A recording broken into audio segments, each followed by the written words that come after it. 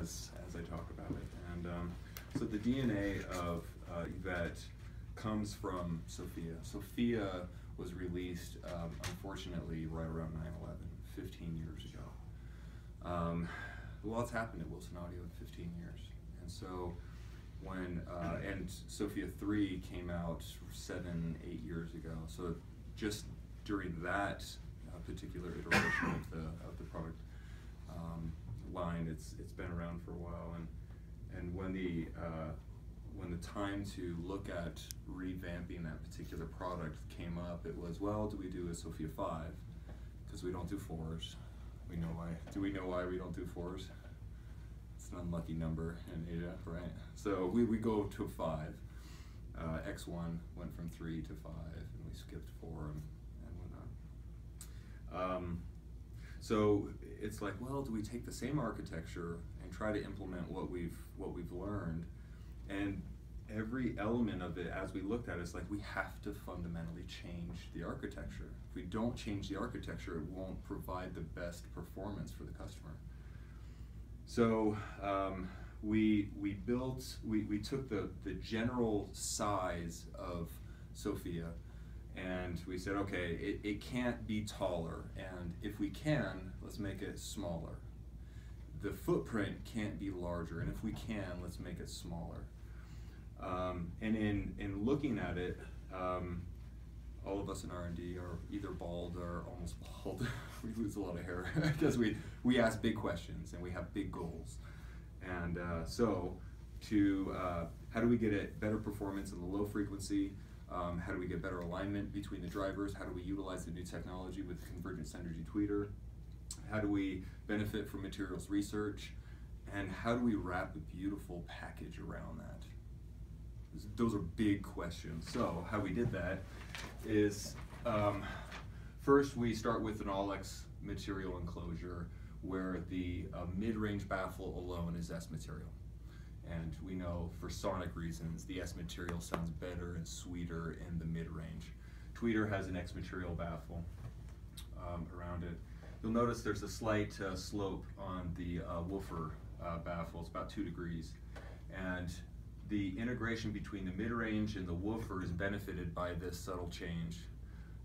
We've also calculated in the angle of the mid-range and the angle of the tweeter for best propagation delay correction at, let's see if I can do this off the top of my head. So if you're at 9 feet, the best optimal listening position is 39-inch ear height. If you're at 11 feet, it's 40-inch ear height. And if you're at 13 feet, it's 41-inch ear height. So as installers, if there's someone that's, outside of that range grossly, you can always adjust the spikes on the front or the back to lean it to bring it more into alignment. But it's a single enclosure fixed baffle design. With all of our other products above Yvette, you can align the modules, and you don't have to worry about that type of thing. But we're still trying to provide the solutions within the architecture. The inside. So by making the overall enclosure slightly smaller, we say, well, how can we get the performance, the low frequency performance? On the side, the Sophia has a similar line up the side, and then everything below that is the woofer enclosure. What we've done internally on the Yvette is the bracing behind the mid-range angles back. There are no 2 parallel surfaces in the mid-range enclosure, mid-range tweeter enclosure. Tweeter is sealed, so it's really just the mid-range enclosure. But there's a brace that comes up behind the mid-range and then comes back, and that's all internal volume for the woofer now. So we've increased the size of the woofer enclosure. The woofer itself is the same woofer that's used in Alexia.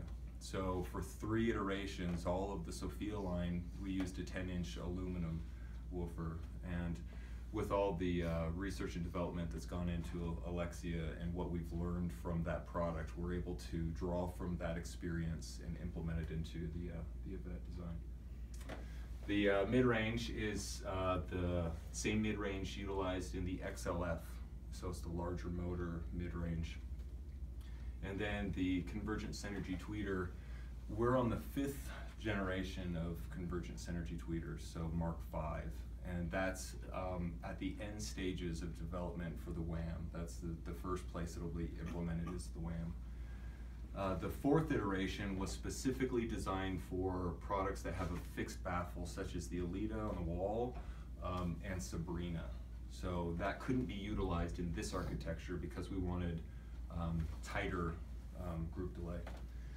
So this is the Mark III version, which is the same as the Alexx and Yvette's older brother, the Sasha Series 2.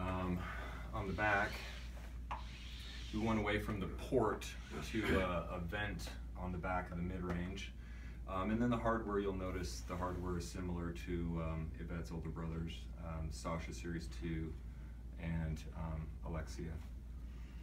So overall, we're getting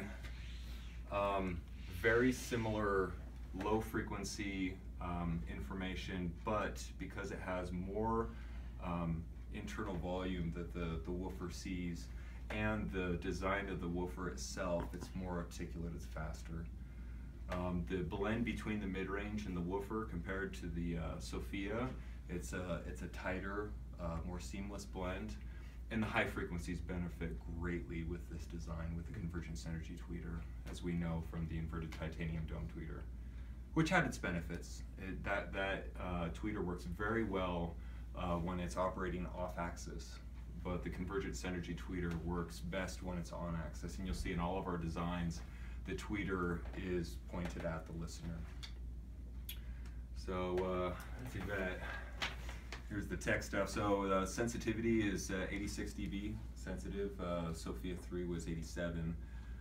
That's a little, it's a frequency specific measurement. And so the frequency response curve, just like any curve, has some ups and downs. And around 1K, it dips a little bit. And so we read the measurement and it's like, well, yeah, it's dipping down, but the overall average of the entire frequency response is higher. So don't be fooled that it's, you know, a hard load to drive, because it's not. So therefore, quite comparable at the very least to the Sophia 3. Yes, absolutely. Maybe even a bit more efficient. Yeah, the minimum impedance for Yvette is 2.94 ohms, where the Sophia 3 was 3.1. And both of those are between 90 and 100 hertz, so same area, so same amplifier really would work across the board if there was a direct swap out. Height, so it's a ½ inch shorter overall than Sophia 3. For customers that have Duet Series 2 on the stands, it's only a ½ inch taller than that. So as far as space constraints, if they want to upgrade and they have the room to put the speakers more into the room away from the boundary, it's a great option. Sabrina's 38 inches tall, so this is about 3 inches taller than that. 175 pounds per channel, which is 10 pounds more than Sophia 3. Even though it's a smaller package, the materials we use, the bracing inside, everything is more heroic in this design. The tweeter, I talked about the convergent synergy tweeter, and the MSRP on it is $25.5 USD. Any questions about that? Yes. The Sophia 3 never had the benefit of the laser intervalometer, did it? Yeah. And therefore, it's fair to assume that this cabinetry, even though it's comparable shape, size, but that I would suspect that the resonant component of this cabinetry would be, just as it was going from Sasha 1 to Sasha 2, yes, very substantially less resonant than the yes, Sophia 3. Much A more. huge benefit. I think you gave a number of almost 30% between the two Sasha models. Would it be reasonable to assume a similar level of improvement on this? I don't have an exact number like that, but yes, it is more improved, and the vibration, there's more vibration control in our bracing and structure and strategy. So that's an advent of the technology. The other thing I was wondering is probably the most frequently asked question that people, particularly Sabrina owners who might be contemplating going to this. The Sabrina is shocking in its low frequency extension. Just in terms of raw numbers, how would you compare the low-frequency extension of this to the Sabrina? And also, does it surpass that of the Sophia 3? I'd have to get my measurements out, because I'm the kind of guy that likes to give really accurate information. I do know that it does reach down lower than Sabrina. Obviously, Sabrina has the 8-inch woofer, which is similar to the 8-inch woofer used in Alexia, but not the same one. It's a very similar one. This is using the 10-inch woofer out of Alexia. The Sophia 3, it's negligible. It's a little bit more, but really where you're getting the benefits is the speed and how quickly, you know, articulation. Transient rise time and settling characteristics and whatnot. Anything else for Yvette? What I was hoping you could comment a little bit. I remember when the Alexias were being introduced, the presentations and most customer questions related to the most obvious physical introduction, which was the tweeter module with the adjustability. But I actually felt musically, the biggest single shift was the mid-range was so much more expressive and so much more beautiful than I'd heard with similar medium-sized Wilsons. Obviously that's kind of a new size, but so I'm curious what you're doing with the mid-range here in terms of, Peter was saying when we were in the kind of seeing the models that were open where you could see the bracing, that there was a lot of work that had gone into how that's vented and Bruce and I were talking about what might be magic is what's going behind the driver, what's going on inside, because that looked really intriguing, all of that stuff going on upside.